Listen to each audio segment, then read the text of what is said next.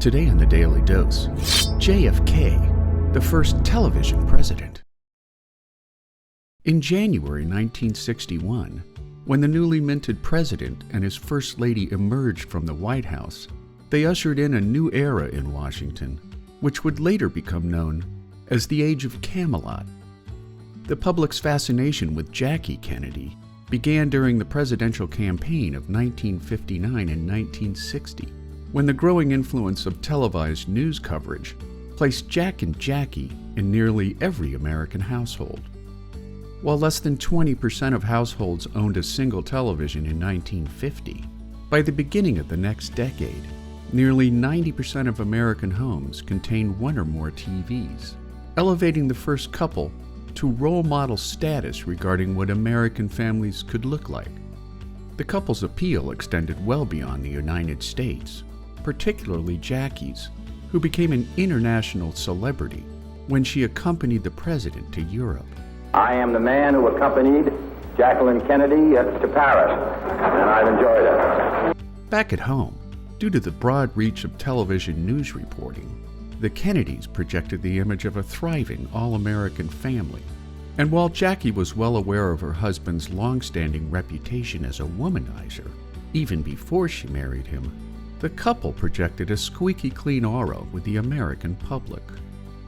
The image would hold throughout his shortened presidency and life, despite his many rumored affairs, and the fact that his entire life had been plagued by illnesses and a debilitating degenerative spinal condition, which required him to wear a back brace, along with a 6-inch wide elastic bandage wrapped around his upper legs and lower torso.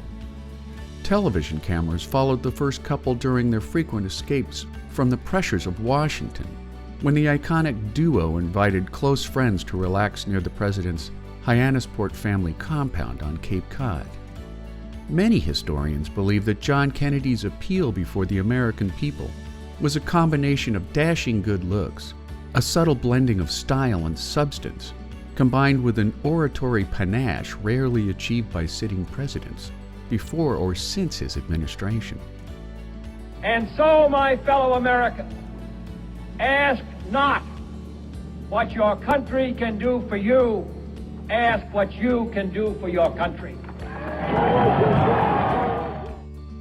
In the final months of JFK's life, the president had finally achieved what poet Robert Frost urged him to do during Kennedy's January 1961 inauguration, which was to marry poetry to power, forever cementing the days of Camelot into the fabric of American history.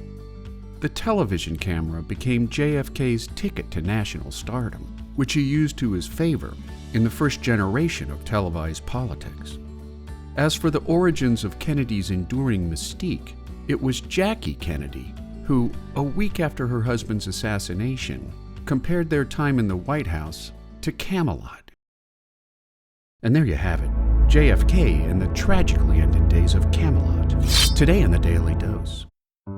If you like learning something new every day, subscribe to the Daily Dose on YouTube or sign up for emails at dailydosenow.com.